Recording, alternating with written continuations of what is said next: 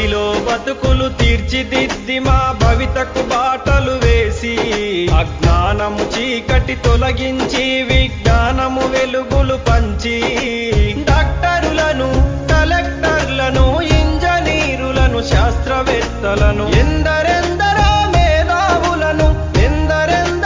మేధావులను మాకందించిన ఓ గురువులార మీకు పాదాభివందనాలు. మా ఉపాధ్యాయులారా మీకు రుణపడి ఉంటాము.